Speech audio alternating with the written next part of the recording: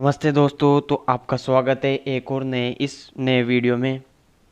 और आप सभी को हैप्पी कृष्ण जन्माष्टमी और आप सभी को जन्माष्टमी की शुभकामनाएं। और तो बढ़ते हैं आगे। तो आज का मोटिवेशनल कोड है, सपनों को पाने के लिए समझदार नहीं पागल बनना पड़ता है। तो दोस्तों, अगर सपने को साकार करना है तो उसके लिए जुनून चाहिए और उसके लिए बहुत मेहनत करना आवश्यक है।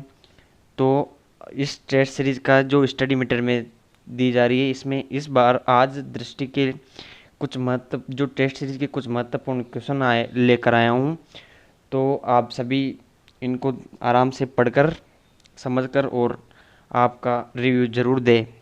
तो करते हैं शुरुआत। तो चलिए शुरू करते हैं। तो दोस्तों, आज का पहला क्वेश्चन है कि दंडदाई लकुलिस जी संत निम्नलिखित में से किस संप्रदाय से संबंधित थे। तो ऑप्शन ए है जसनाती संप्रदाय, ऑप्शन दो है रामस्नेही संप्रदाय, ऑप्शन तीन है पाशुपत संप्रदाय, ऑप्शन चार है दरिया संप्रदाय और अनुत्तरित प्रश्न। तो दोस्तों, इसका राइट आंसर हो जाएगा पाशुपत संप्रदाय। तो दंडधारी लकुलिस जी पाशुपत संप्रदाय से संबंधित थे। तो अगला क्वेश्चन है, अचलगढ़ किला अवस्थित है। अचलगढ़ किला कहाँ पर स्थित है। तो दोस्तों, ऑप्शन एक है जालौर, ऑप्शन दो है सिरोही, ऑप्शन तीन है बांसवाड़ा और ऑप्शन चार है जयपुर। तो दोस्तों, अचलगढ़ किला जालौर में भी नहीं है और बांसवाड़ा में भी नहीं है, जयपुर में भी नहीं है। तो इसका राइट आंसर हो जाएगा सिरोही। तो बढ़ते हैं अपने अगले क्वेश्चन की तरफ। और अगला क्वेश्चन है कि निम्नलिखित में से कौन सा सुमेलित नहीं है। तो ऑप्शन ए के सिवाना का युद्ध अलाउद्दीन खिलजी और सतल देव के मध्य जो लड़ा गया था। दूसरा इसमें कि जालोर की लड़ाई सोनगरा के शासक कानड़ देव चौहान और अलाउद्दीन खिलजी के मध्य लड़ी गई थी। ऑप्शन तीन है इसका रणथंभौर का युद्ध हमीर देव चौहान और अलाउद्दीन खिलजी के मध्य लड़ा गया था। और अंतिम ऑप्शन है कि चित्तौड़गढ़ की लड़ाई पृथ्वीराज तृतीय और मोहम्मद गोरी के मध्य हुई थी। तो इसमें पूछ रहा है कि सुमेलित नहीं है, तो इसलिए सिवाना का युद्ध अलाउद्दीन खिलजी और सतलदेव के मध्य लड़ा गया था, बिल्कुल सही है। जालोर की लड़ाई सोनगरा के शासक कानड़ देव चौहान और अलाउद्दीन खिलजी के मध्य हुई थी, ये भी सही है। और रणथंभौर का युद्ध हमीर देव चौहान और अलाउद्दीन खिलजी के मध्य हुआ था, ये भी सही है। तो दोस्तों, जो चित्तौड़गढ़ की लड़ाई है वो पृथ्वीराज तृतीय और मोहम्मद गोरी के मध्य नहीं लड़ी गई थी। तो इसलिए इसका गलत आंसर है वो है ऑप्शन नंबर चार, जो कि बिल्कुल सही आंसर है इस क्वेश्चन का। दोस्तों, नेक्स्ट क्वेश्चन है कि निम्नलिखित में से कौन सा सुमेलित नहीं है। तो एक तरफ तो दिए हुए हैं मेले और दूसरी तरफ दिया हुआ है जिला। तो पुष्कर जो मेला है वो अजमेर में बढ़ता है या नहीं। दूसरा कपिल मुनि का मेला बीकानेर से। तीसरा रानी सती का मेला झुंझुनू से। चौथा है इसमें केला देवी का मेला बाड़मेर में। तो दोस्तों, पुष्कर का मेला अजमेर में बिल्कुल सही है और कपिल मुनि का मेला बीकानेर कोलायत में बढ़ता ही है, ये भी सही है। और रानी सती का मेला झुंझुनू में सही है, लेकिन केला देवी का मन जो मेला है वो करौली में बढ़ता है, करौली में बढ़ता है। तो इसलिए ऑप्शन नंबर चार यानी कि सही नहीं है। तो डी जो ऑप्शन है वो चार सही नहीं है, तो राइट आंसर होगा चार। तो अपना नेक्स्ट क्वेश्चन है कि निम्नलिखित में से कौन सा सही सुमेलित नहीं है। सोनारगढ़ का दुर्ग जैसलमेर, बेसरोडगढ़ का दुर्ग चित्तौड़गढ़, बटनेरगढ़ का दुर्ग बीकानेर और ऑप्शन नंबर चार लोहागढ़ दुर्ग भरतपुर। तो दोस्तों, जैसलमेर सोनारगढ़ जो दुर्ग है जैसलमेर में स्थित है, बेसरोडगढ़ दुर्ग चित्तौड़गढ़ में स्थित है, लेकिन जो बटनेरगढ़ जो दुर्ग है वो कहाँ पर स्थित है, वो है हनुमानगढ़ में। इसलिए ऑप्शन नंबर तीन इसका क्वेश्चन का राइट आंसर होगा। और बटनेर दुर्ग कहाँ पर स्थित है, हनुमानगढ़ में।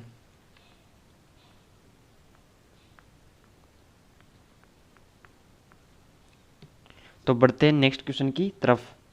तो दोस्तों, अपना नेक्स्ट क्वेश्चन है शीतलेश्वर मंदिर स्थित है। तो शीतलेश्वर मंदिर कहाँ पर स्थित है। तो ऑप्शन नंबर एक दिया गया है नागौर में, दूसरा है जालोर में, ऑप्शन नंबर तीन है पाली में और ऑप्शन नंबर चार है झालावाड़ में।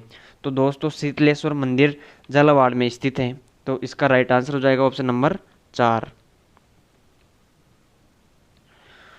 तो नेक्स्ट क्वेश्चन है मौर्य साम्राज्य के राजकीय भूमि का रखरखाव किया जाता था। तो मौर्य साम्राज्य की जो राजकीय भूमि थी उसका रखरखाव कैसे किया जाता था, तो मतलब किसके द्वारा किया जाता था, तो इसका जो ऑप्शन नंबर 1 है शीताध्यक्ष द्वारा, ऑप्शन नंबर 2 है अंतपाल द्वारा, ऑप्शन नंबर 3 है युक्ता द्वारा और ऑप्शन नंबर 4 इसमें रज्जुका द्वारा। तो दोस्तों राज की भूमि का रखरखाव शीताध्यक्ष द्वारा किया जाता था, तो राइट आंसर तो हो जाएगा 1, परंतु अंतपाल द्वारा सीमावर्ती किलों की देखभाल की जाती थी और युक्ता द्वारा जिलाधिकारी जो राजस्व एकत्रित करते थे और रज्जुका क्या करता था, ग्रामीण क्षेत्रों में सर्वेक्षण करता था। तो चलते हैं आगे। तो अपना अगला नेक्स्ट क्वेश्चन है कि अष्टांगिक मार्ग की अवधारणा निम्नलिखित में से किस धर्म से संबंधित है। तो ऑप्शन 1 है हिंदू धर्म, ऑप्शन 2 है बौद्ध धर्म, ऑप्शन 3 है जैन धर्म और आखिरी ऑप्शन है सिख धर्म। तो दोस्तों जो अष्टांगिक मार्ग की जो अवधारणा थी वो किसकी, कौन से धर्म की थी, तो वो बौद्ध धर्म की थी। तो ऑप्शन नंबर 2 इसका सही आंसर है। तो इस सीरीज का नेक्स्ट क्वेश्चन है कि निम्नलिखित में से कौन सा युग्म सही सुमेलित नहीं है। तो इसमें देखना है कि कौन सा सुमेलित नहीं है, तो इसलिए ऑप्शन जो इसमें दिया हुआ है, एक तरफ तो देश दिया हुआ है और दूसरी तरफ सीमा। तो भारत और पाकिस्तान के मध्य रेड क्लिफ लाइन, दूसरा दिया हुआ है इसमें भारत व चीन के मध्य मैकमोहन लाइन और तीसरा दिया हुआ है इसमें सी ऑप्शन कि भारत और अफगानिस्तान के मध्य डूरंड लाइन और जो अंतिम दिया हुआ है कि भारत और श्रीलंका के मध्य 10 डिग्री चैनल। तो दोस्तों भारत और श्रीलंका के मध्य पाक जल स्ट्रेट है जो कि सही आंसर है, लेकिन ये जो 10 डिग्री है ये और निकोबार द्वीप समूह के मध्य है। तो इसलिए जो ये यानी कि दूसरा ऑप्शन ये सही हो जाएगा क्योंकि जो डी वाला है वो गलत है। तो दोस्तों नेक्स्ट क्वेश्चन है पीली क्रांति का संबंध किससे है। ऑप्शन 1 है तिलहन से, ऑप्शन नंबर 2 है जूट से, ऑप्शन नंबर 3 है प्याज से, ऑप्शन नंबर 4 है इसमें कपास से। तो दोस्तों पीली क्रांति के जनक सेम पित्रोदा को, जो भारत की पीली क्रांति के जनक किसको माना जाता है, सेम पित्रोदा को माना जाता है और इसका राइट आंसर है तिलहन से। तो दोस्तों पीली क्रांति किससे संबंधित है, तिलहन से। तो अपना नेक्स्ट क्वेश्चन है निम्नलिखित में से कौन सा लद्दाख का सबसे लंबा ग्लेशियर है। तो ऑप्शन 1 है सियाचिन, ऑप्शन नंबर 2 है गंगोत्री, ऑप्शन नंबर 3 है जेमू, ऑप्शन नंबर 4 है टिपरा। तो दोस्तों इसका बिल्कुल सही आंसर है, राइट आंसर है बिल्कुल सियाचिन। सियाचिन ग्लेशियर इसका काराकोरम या लद्दाख जो श्रेणी है उसका सबसे लंबा ग्लेशियर या सबसे ऊंचा ग्लेशियर भी यही है। तो इस सीरीज का नेक्स्ट क्वेश्चन है कि निम्नलिखित में से कौन दून घाटियों का उदाहरण है। तो ऑप्शन है कि लुधियाना, ऑप्शन नंबर 2 है पठानकोट, ऑप्शन नंबर 3 है अमृतसर, ऑप्शन नंबर 4 है जालंधर। तो दोस्तों दून घाटियों के उदाहरण एक तो देहरादून और ऑप्शन नंबर 2 यानी कि पठानकोट, ये दोनों किसके उदाहरण हैं, दून घाटियों के। तो बढ़ते हैं नेक्स्ट क्वेश्चन की तरफ। तो अगला सवाल है कि मेसोजोइक युग के अंत में तीव्र ज्वालामुखीय गतिविधि के परिणाम स्वरूप निम्नलिखित में से कौन सा क्षेत्र निर्मित हुआ। तो दोस्तों ऑप्शन नंबर 1 है उत्तरी मैदान, दूसरा ऑप्शन है हिमालय, तीसरा ऑप्शन है प्रायद्वीपीय पठार, ऑप्शन नंबर 4 है भारतीय द्वीप। तो दोस्तों मेसोजोइक युग में जो ज्वालामुखी गतिविधि है उससे प्रायद्वीपीय पठार का क्या हुआ, निर्माण हुआ। तो इसलिए ऑप्शन नंबर 3 बिल्कुल सही आंसर है। तो दोस्तों नेक्स्ट क्वेश्चन है कि इसमें सुमेलित करना है, एक तरफ तो दिया हुआ है झील और दूसरी तरफ दिया हुआ है स्थान। तो इसमें कैस्पियन सागर ईरान और अरल सागर उज्बेकिस्तान, तंगानिका झील जाम्बिया और चार झील स्पेन। तो दोस्तों इसमें कैस्पियन सागर ईरान से सुमेलित है, सही है, और इसमें अरल सागर झील इसमें भी सही है और तंगानिका झील जाम्बिया में है, ये भी सही है। लेकिन जो ये चार झील हैं वो स्पेन में ना होकर कहाँ पर स्थित है, यह नाइजीरिया में स्थित है। इसलिए इसमें पूछा गया है कि सुमेलित नहीं है, तो इसलिए ऑप्शन नंबर 4 सुमेलित नहीं है, यानी कि ऑप्शन नंबर 2 बिल्कुल सही आंसर है इसका, ऑप्शन नंबर 2। तो अगला क्वेश्चन है कि निम्नलिखित विशेषताएं किस नदी की हैं। तो कथन दे रखे हैं इसमें, तो ये किस नदी की विशेषताएं, तो कथन 1 देखते हैं कि यह विंध्य पर्वतमाला के दक्षिणी ढलान पर महू शहर के दक्षिण में जानापाव से निकलती है। दूसरा है इसमें, इसकी दाहिनी तट की सहायक नदियाँ पार्वती, काली और सिंध और शिप्रा नदी हैं। और तीसरा जो कथन है इसमें, इसका बेसिन बारां, भीलवाड़ा, बूंदी के कुछ हिस्सों तक फैला हुआ है। तो इसमें दिया गया है कि ये कौन सी नदी की विशेषता है। तो ऑप्शन नंबर 1 है माही नदी की, ऑप्शन 2 है लूणी नदी की, ऑप्शन नंबर 3 है चंबल नदी की और ऑप्शन नंबर 4 है बनास नदी की। तो दोस्तों चंबल नदी जो है वो जानापाव की पहाड़ी से निकलती है तथा ये बारां, भीलवाड़ा और बूंदी के कुछ हिस्सों तक फैला हुआ है इसका क्षेत्र। तो इसलिए ऑप्शन नंबर 3 बिल्कुल सही आंसर है। तो अपना नेक्स्ट क्वेश्चन है, दक्षिणी एशियाई देशों का उनके क्षेत्रफल के अवरोही क्रम में निम्नलिखित में से कौन सा क्रम सही है। तो जो भी दक्षिणी एशियाई देश है उनका अवरोही क्रम पता करना है। तो ऑप्शन नंबर 1 है श्रीलंका, नेपाल, मालदीव, भूटान, ऑप्शन नंबर 2 है नेपाल, मालदीव और श्रीलंका और भूटान और ऑप्शन नंबर 3 है नेपाल, मालदीव, भूटान और श्रीलंका और ऑप्शन नंबर 4 है नेपाल, श्रीलंका, भूटान और मालदीव। तो दोस्तों क्षेत्रफल के आधार पर सबसे ज़्यादा नेपाल का क्षेत्रफल है वो कितना है, तो वो है 1,43,350 और 350 वर्ग किलोमीटर। जबकि श्रीलंका का क्षेत्रफल है 61,884 वर्ग किलोमीटर और उसके बाद भूटान का क्षेत्रफल है कितना 38,140 वर्ग किलोमीटर और जो सबसे छोटा है मालदीव उसका है 300 वर्ग किलोमीटर। तो इसलिए इसका सही आंसर हो जाएगा ऑप्शन नंबर 4 नेपाल, श्रीलंका, भूटान और मालदीव। तो अगला क्वेश्चन है कि निम्नलिखित में से किस जिले में उष्णकटिबंधीय कांटेदार वन पाए जाते हैं। तो ऑप्शन नंबर 1 है चूरू, ऑप्शन नंबर 2 है अजमेर, ऑप्शन नंबर 3 है जयपुर और चौथा ऑप्शन है झुंझुनू। तो दोस्तों उष्णकटिबंधीय कांटेदार वन चूरू में पाए जाते हैं, इसलिए ऑप्शन नंबर 1 सही है। परंतु यह चूरू के साथ साथ बाड़मेर, जैसलमेर, बीकानेर, जोधपुर, श्रीगंगानगर, हनुमानगढ़, जालौर, पाली, नागौर, झुंझुनू, सीकर और ये चूरू में पाए जाते हैं। और ये टोटल 12 जिलों में जो कि उष्णकटिबंधीय कांटेदार वन पाए जाते हैं। तो अगला सवाल है कि निम्नलिखित में से कौन सा फसलों का विषाणु जनित रोग है, कौन सा विषाणु जनित रोग है। तो ऑप्शन 1 है आलू पत्ती रोग, दूसरा है आलू गलने का रोग, तीसरा है कपास जीवाणु महामारी रोग और अंतिम ऑप्शन है गेहूं के बीजाणु। तो दोस्तों आलू पत्ती रोग विषाणु जनित रोग है, इसलिए ऑप्शन नंबर 1 क्या हो जाएगा, बिल्कुल सही आंसर हो जाएगा इस क्वेश्चन का। तो अगला क्वेश्चन है राजस्थान का निम्नलिखित में से कौन सा शहर यूनेस्को विश्व धरोहर स्थल का हिस्सा है। तो ऑप्शन नंबर 1 है जयपुर, दूसरा है बाड़मेर, तीसरा है जैसलमेर, चौथा है बीकानेर। तो दोस्तों इसका राइट आंसर हो जाएगा जयपुर। जयपुर यूनेस्को विश्व धरोहर स्थल में शामिल है। तो दोस्तों अगला क्वेश्चन है इस सीरीज का, राजस्थान का निम्नलिखित में से कौन सा स्थल रामसर आर्द्रभूमि अभिसमय स्थलों में शामिल है।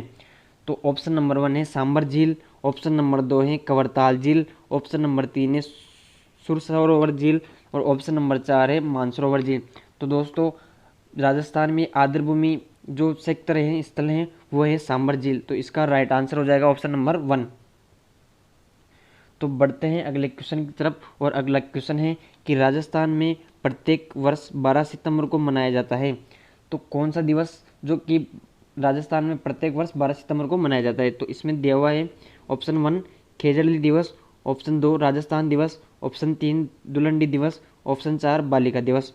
तो दोस्तों इसका राइट आंसर हो जाएगा खेजड़ी दिवस, क्योंकि ये प्रत्येक वर्ष 12 सितंबर को मनाया जाता है और राजस्थान दिवस मनाया जाता है 30 मार्च को। तो ये भी याद रख लेना।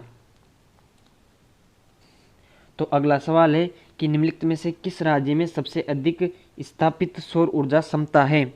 तो सबसे अधिक जो कि सौर ऊर्जा क्षमता किस राज्य की है। तो ऑप्शन नंबर 1 है उत्तर प्रदेश, ऑप्शन नंबर 2 है राजस्थान, ऑप्शन नंबर 3 है तमिलनाडु, ऑप्शन नंबर 4 है गुजरात। तो दोस्तों सबसे ज़्यादा सौर ऊर्जा क्षमता राजस्थान जिले की है, जो कि कुल ऊर्जा क्षमता 7,737.95 मेगावाट सौर ऊर्जा बिजली बनाती है। तो अगला क्वेश्चन है कि निम्नलिखित में से किस अधिनियम को बंदोबस्त कानून के नाम से भी जाना जाता है। तो ऑप्शन 1 है रेगुलेटिंग एक्ट यानी कि 1773 का रेगुलेटिंग एक्ट। दूसरा ऑप्शन है 1781 का संशोधन अधिनियम। ऑप्शन नंबर 3 है पिट्स इंडिया एक्ट 1784 का। ऑप्शन नंबर 4 है 1793 का चार्टर एक्ट। तो दोस्तों इसका राइट आंसर हो जाएगा ऑप्शन नंबर 2। तो इसका राइट आंसर ऑप्शन नंबर 2। तो नेक्स्ट क्वेश्चन है कि वर्ष 2016 के 101वें संविधान संशोधन अधिनियम में निम्नलिखित में से कौन सा अनुच्छेद शामिल किया गया है। तो ऑप्शन नंबर 1 है अनुच्छेद 279 ए, अनुच्छेद 139 ए, ऑप्शन नंबर 3 है अनुच्छेद 239 ए और ऑप्शन नंबर 4 है अनुच्छेद 243 ए। तो दोस्तों 2016 में 101 के माध्यम से अनुच्छेद जो कि जोड़ा गया था वो जोड़ा गया था 279 एक, यानी कि ऑप्शन नंबर 1 बिल्कुल सही आंसर है। और इस आर्टिकल के द्वारा ये दिया गया कि राष्ट्रपति को एक आदेश द्वारा जीएसटी परिषद गठित करने का अधिकार देता है। तो ये जोड़ा गया था उस समय। तो अगला क्वेश्चन है कि भारतीय संविधान का कौन सा अनुच्छेद मौलिक अधिकारों को लागू करने के संबंध में सर्वोच्च न्यायालय को व्यापक मूल क्षेत्राधिकार प्रदान करता है। तो किसको सर्वोच्च न्यायालय को तो दिया गया है ऑप्शन नंबर 1 अनुच्छेद 226, ऑप्शन दूसरा दिया गया है इसमें अनुच्छेद 19 और तीसरा ऑप्शन दिया गया है इसमें अनुच्छेद 21 और ऑप्शन नंबर 4 इसमें अनुच्छेद 32। तो दोस्तों इसका राइट आंसर हो जाएगा अनुच्छेद 32 यानी कि ऑप्शन नंबर 4 इसका राइट आंसर हो जाएगा। तो इस सीरीज का अगला क्वेश्चन है निम्नलिखित में से कौन राजस्थान से पहली महिला लोकसभा सदस्य बनी थी। तो दोस्तों इसका ऑप्शन नंबर 1 दिया हुआ है शारदा भार्गव, ऑप्शन नंबर 2 है गायत्री देवी, ऑप्शन नंबर 3 है उषा मीणा और ऑप्शन नंबर 4 है गिरिजा व्यास। तो दोस्तों इसका राइट आंसर है गायत्री देवी, जो कि राजस्थान की पहली महिला लोकसभा सदस्य थी। तो अगला सवाल है कि निम्नलिखित में से कौन राजस्थान से अनुसूचित जनजाति की पहली महिला लोकसभा सदस्य थी। तो कौन अनुसूचित जनजाति की पहली महिला लोकसभा जो सदस्य थी। तो ऑप्शन नंबर 1 है सुशीला बंगारू, ऑप्शन 2 है अनीता तंबोलिया, ऑप्शन नंबर 3 है त्रिवेणी कुमारी, ऑप्शन नंबर 4 है इसमें राधा भेरवाल। तो दोस्तों इसका राइट आंसर हो जाएगा ऑप्शन नंबर 1 सुशीला बंगारू। तो सुशीला बंगारू क्या थी, अनुसूचित जनजाति की पहली महिला लोकसभा सदस्य थी। तो दोस्तों इस टेस्ट सीरीज का अगला क्वेश्चन है औद्योगिक उत्पादन सूचकांक आईआईपी में 8 प्रमुख उद्योगों में कौन शामिल नहीं है। तो ऑप्शन नंबर 1 है कृषि क्षेत्र, ऑप्शन नंबर 2 है उर्वरक क्षेत्र, ऑप्शन नंबर 3 है कोयला क्षेत्र, ऑप्शन नंबर 4 है इसमें सीमेंट क्षेत्र। तो दोस्तों इसका राइट आंसर हो जाएगा ऑप्शन नंबर 1 यानी कि कृषि क्षेत्र किसमें औद्योगिक उत्पादन सूचकांक में शामिल नहीं है। तो इस सीरीज का नेक्स्ट क्वेश्चन है कि मृदा स्वास्थ्य कार्ड योजना का अनावरण किया गया था, कब किया गया था, तो कहाँ पर किया गया था। तो ऑप्शन नंबर 1 है जयपुर में, ऑप्शन नंबर 2 है सूरतगढ़ में, ऑप्शन नंबर 3 है अलवर में, ऑप्शन नंबर 4 है नागौर में। तो दोस्तों मृदा स्वास्थ्य कार्ड योजना का जो कहाँ पर अनावरण किया गया था तो वो किया गया था सूरतगढ़ में। तो ऑप्शन नंबर 2 इसका बिल्कुल राइट आंसर है। तो अगला क्वेश्चन है कि 8वीं पंचवर्षीय योजना शुरू की गई थी, कब की गई थी, वर्ष 1990 और 91 में। ऑप्शन नंबर 2 है 1991 से 92 में, ऑप्शन नंबर 3 है 92 से 97 में और ऑप्शन नंबर 4 है 1997 से 2002 में। तो दोस्तों ये शुरू की गई थी 1992 से 1997 में, इसलिए ऑप्शन नंबर 3 इसका बिल्कुल राइट आंसर है। तो इस सीरीज का अगला क्वेश्चन है कि मुख्यमंत्री पालनहार योजना प्रारंभ में संचालित की गई थी, किसके लिए की गई थी। तो ऑप्शन नंबर 1 है विधवाओं के लिए, ऑप्शन नंबर 2 है वरिष्ठ नागरिकों के लिए, ऑप्शन नंबर 3 है अनाथ बच्चों के लिए, ऑप्शन नंबर 4 है इसमें घरेलू हिंसा के शिकार लोगों के लिए। दोस्तों मुख्यमंत्री पालनहार योजना जो कि अनाथ बच्चों के लिए चालू की गई थी, इसलिए ऑप्शन नंबर 3 इसका सही आंसर है। तो नेक्स्ट क्वेश्चन है कि गांधी शब्द निरंतर का प्रकाशन किसके द्वारा किया गया था, ऐसा था। तो गांधी शब्द निरंतर का प्रकाशन किसके द्वारा किया गया था, तो ऑप्शन नंबर 1 है राजस्थान साहित्य अकादमी द्वारा, दूसरा है इसमें कि संगीत नाटक अकादमी द्वारा, तीसरा है इसमें जवाहर कला केंद्र जयपुर द्वारा, चौथा ऑप्शन है इसमें मीरा कला मंदिर द्वारा।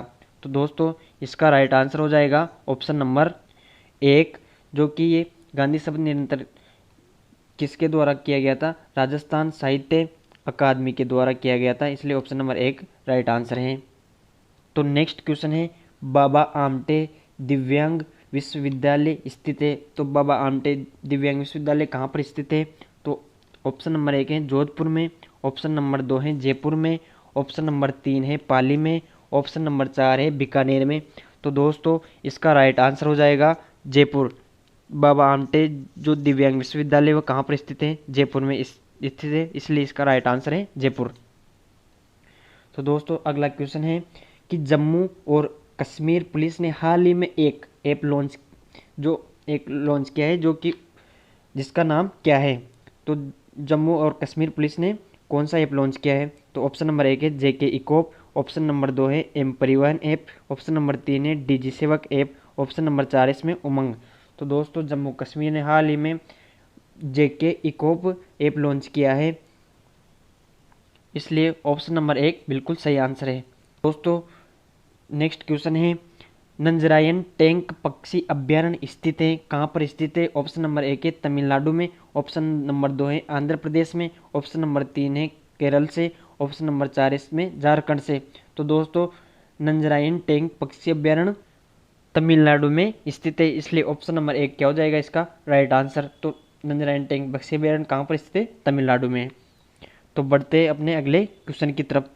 तो अगला क्वेश्चन है एजुकेशन 4.0 इंडिया रिपोर्ट एक संयुक्त प्रयास है किसका, तो ऑप्शन नंबर 1 है विश्व आर्थिक मंच यूनिसेफ और युवा का, ऑप्शन नंबर 2 है आसियान यूनिसेफ और युवा का, ऑप्शन नंबर 3 है इसमें यूनेस्को आसियान और विश्व आर्थिक मंच का, ऑप्शन नंबर 4 है इसमें कि विश्व आर्थिक मंच और आसियान और यूनिसेफ का। तो दोस्तों इसका राइट आंसर हो जाएगा ऑप्शन नंबर 1। तो एजुकेशन 4.0 किसका है, विश्व आर्थिक मंच और यूनिसेफ और युवा का। तो बढ़ते हैं अगले क्वेश्चन की तरफ। तो नेक्स्ट क्वेश्चन है कि महाराष्ट्र का पहला दिव्यांग पार्क कहाँ बनाया गया। तो महाराष्ट्र का पहला दिव्यांग पार्क कहाँ बनाया गया, तो ऑप्शन 1 है नागपुर में, ऑप्शन 2 है जालना में, ऑप्शन नंबर 3 है इसमें नंदुरबार में, ऑप्शन नंबर 4 है। तो दोस्तों इसका बिल्कुल राइट आंसर हो जाएगा नागपुर में। तो पहला दिव्यांग पार्क कहाँ पर बनाया गया था, नागपुर में। तो नेक्स्ट क्वेश्चन है कि वर्ल्ड ग्रीन सिटी 2022 पुरस्कार जीता है किसने, मैसूर ने, छत्तीसगढ़ ने, हैदराबाद ने, तिरुवनंतपुरम। तो वर्ल्ड ग्रीन सिटी 2022 पुरस्कार किसने जीता है, तो वो जीता है हैदराबाद ने। तो ऑप्शन नंबर 3 इसका राइट आंसर है। तो नेक्स्ट क्वेश्चन है कि भारत के पहले भूकंप स्मारक स्मृति वन का उद्घाटन किया गया, कहाँ पर किया गया, महाराष्ट्र में, ऑप्शन नंबर 2 है गुजरात में, ऑप्शन नंबर 3 है सिक्किम में, ऑप्शन नंबर 4 है ओडिशा में। तो दोस्तों भारत के पहले स्मारक जो भूकंप है स्मृति वन, उसका उद्घाटन कहाँ पर किया गया, तो वो किया गया है गुजरात में। तो ऑप्शन नंबर 2 क्या है इसका राइट आंसर। तो अगला सवाल है कि प्लाज्मा टीवी में निम्नलिखित में से किस गैस का उपयोग किया जाता है। तो प्लाज्मा टीवी में कौन सी गैस उपयोग में ली जाती है, ऑप्शन 1 है सोडियम गैस, ऑप्शन 2 है ऑक्सीजन, ऑप्शन 3 है नियोन, ऑप्शन 4 है हाइड्रोजन। तो दोस्तों प्लाज्मा टीवी में नियोन गैस उपयोग में ली जाती है, इसलिए ऑप्शन नंबर 3 क्या है इसका बिल्कुल सही आंसर है नियोन। तो इस सीरीज का अगला क्वेश्चन है कि निसर्ग ऋण तकनीक विकसित की गई है। तो ये किसके द्वारा विकसित की गई है निसर्ग ऋण तकनीक, तो ऑप्शन 1 है भारतीय अंतरिक्ष अनुसंधान के द्वारा, दूसरा है कि रक्षा मंत्रालय के द्वारा, ऑप्शन नंबर 3 है कि भाभा अनुसंधान केंद्र के द्वारा, और ऑप्शन नंबर 4 है भारतीय विज्ञान संस्थान के द्वारा। तो निसर्ग ऋण तकनीक विकसित किसके द्वारा की गई है, तो वह की गई है भाभा परमाणु अनुसंधान केंद्र के द्वारा, इसलिए ऑप्शन नंबर 3 बिल्कुल राइट आंसर हो जाएगा इसका। तो दोस्तों अगला सवाल है कि निम्नलिखित में से कौन सा एंटीबायोटिक का उदाहरण नहीं है।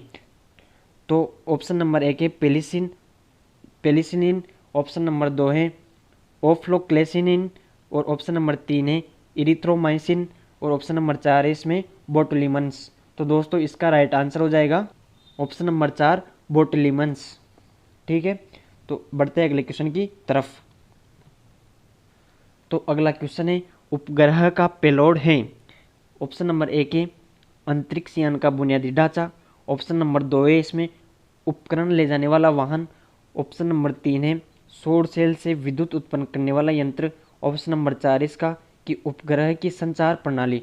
तो दोस्तों उपग्रह का पेलोड क्या है, तो वो है ऑप्शन नंबर 2 उपकरण ले जाने वाला वाहन। पेलोड का अर्थ होता है कि सामान ढोने वाला, यानी कि सामान ले जाने वाला अंतरिक्ष में, वो है पेलोड। तो उपकरण ले जाने वाला वाहन। तो नेक्स्ट क्वेश्चन है कि भारत का शक्ति मिशन संबंधित है, तो ये किससे संबंधित है ये, तो ऑप्शन नंबर 1 है महिला सशक्तिकरण एवं सुरक्षा के लिए अम्ब्रेला योजना से, ऑप्शन नंबर 2 उपग्रह रोधी हथियार परीक्षण से, ऑप्शन नंबर 3 सब्सिडी वाले रसोई गैस सिलेंडर से, ऑप्शन नंबर 4 अर्धचालक उद्योगों के लिए नई पहल से। तो दोस्तों इसका राइट आंसर हो जाएगा ऑप्शन नंबर 2। ये क्या है, एक उपग्रह रोधी हथियार परीक्षण है जो कि भारत का शक्ति मिशन है। तो नेक्स्ट क्वेश्चन है कि निम्नलिखित में से कौन सा खाद्य रंग का उदाहरण नहीं है।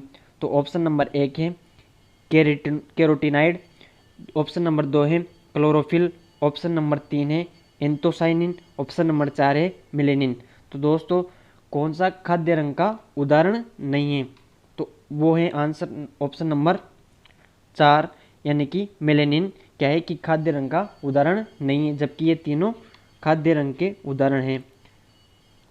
तो दोस्तों अगला क्वेश्चन है कि जंक डीएनए है, तो जंक डीएनए क्या है, तो ऑप्शन नंबर 1 है खंडित डीएनए, ऑप्शन नंबर 2 है डीएनए के प्राचीन जीवाश्म, ऑप्शन नंबर 3 है डीएनए के क्षेत्र के जो अक्रियाशील है, ऑप्शन नंबर 4 है डीएनए के जो पूर्ण अनुक्रम में नहीं है। तो इसका राइट आंसर हो जाएगा ऑप्शन नंबर 3, यानी कि डीएनए के क्षेत्र जो अक्रियाशील है वो जंक डीएनए है। तो नेक्स्ट क्वेश्चन है प्रतिलोम प्रसारण तकनीक का उपयोग किया जाता है।